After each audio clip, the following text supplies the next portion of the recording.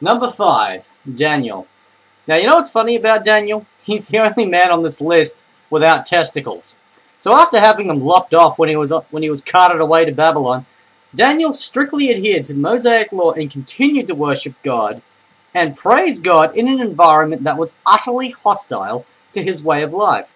Surviving by serving King Nebuchadnezzar with high distinction, Daniel gets into even more trouble when his jealous colleagues try to have him executed by using worship of God as a means. But that doesn't stop Daniel in his belief, and he continues to pray to God regardless. And funnily enough, it saves him from being eaten alive. His colleagues, not so much. Number 4, Gideon.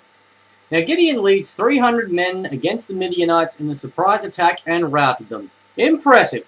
But think about this. Unlike the 300 Spartans, of whom many people consider the epitome of manliness, and just remember the 300 Spartans did have other Greeks helping them, Gideon actually succeeds in his endeavor. And why? Well, like the last requirement of this list, he took tactical advice from an omnipotent God, I should say, who came up with a more sound plan than stand there and kill whatever the Persian Empire sends against you. Number 3, Jesus Christ. And controversy. How dare you, Morgan? How dare you not put Jesus at the number 1 spot? Well, there's a good reason why I'm not putting him at the number 1 spot. And it's not because it'll be the same as everybody else's list. It's because Jesus is God. And God doesn't have a gender. So even though God had to choose one when he decided to come here in the form of his son, because of that alone, I can't put him at the number 1 spot. I mean, I don't have to list the reasons why Jesus deserves this spot, but because of what he did, he absolutely gets a spot on this list.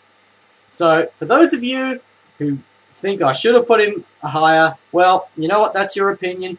I have mine, and you know what, I respect yours entirely. At number 2, Paul.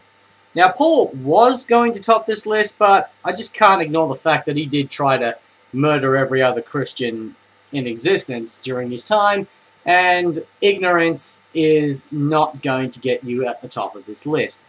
Sorry, buddy, but I have to call it like I see it. But the only apostle on this list, let me just list a few of the reasons and summarize why Paul gets the number 2 spot. Survives numerous execution attempts. That's manly. He gets shipwrecked. He's an adventurer. That's manly. He gets thrown into jail. And that doesn't stop him from serving God. That doesn't stop him from reaching out behind bars, behind shackles, behind the worst possible food and accommodation you could think of. That's manly. And you know what?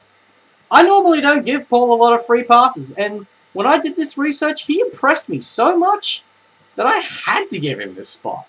So, what does that say about number 1? Well, don't worry, I've got a treat for you. Now, before I get to number 1, let me just say that this pick surpasses the manliest of men we know today. Bear Grylls, Steve Irwin, and Chuck Norris. This man, the number 1 pick, the number 1 manliest man in the Bible, believe it or not, is found very early on.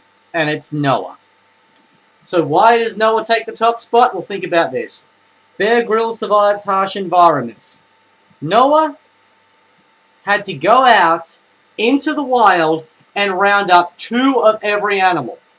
So not only did he have to go over miles of terrain to find 2 of each animal, he also surpasses Steve Irwin, who gets up close and personal with animals, by having to bring them back to the ark. And just let me remind you, this ark was built to house 2 of every animal. And, of course, he didn't get them all. I mean, how else do you explain the dinosaurs and all the other fossils of the world? But, again, think about the ark. Noah embarks on a project, sticks to it over years, and even he doesn't know what practical use this project has. He just has to go on blind faith. But not only that, how does he trump Chuck Norris? Well, let me tell you one thing. Have you ever seen Chuck Norris roundhouse kick an elephant? I haven't. I don't think he would dare. And let me tell you something about these animals that Noah rounded up. No one else, no one on this planet would dare go near these things without deadly weaponry. Noah had to capture these animals alive. He had to keep them well fed. He had to put them in an environment where they and keep them separated from each other to stop them from tearing each other apart for 40 days. Think about the gravity of what this man does. You can't ignore that he is the manliest man of the Bible. And you know what? I eagerly await anyone who challenges me to say that he isn't. So with that said, that is the top 10 manliest men of the Bible. Thank you for your time. If you have any comments, suggestions, or even you want to make your own list, by all means do so. You want to debate with me, by all means do so. My email address is at the end of this video. Thank you again.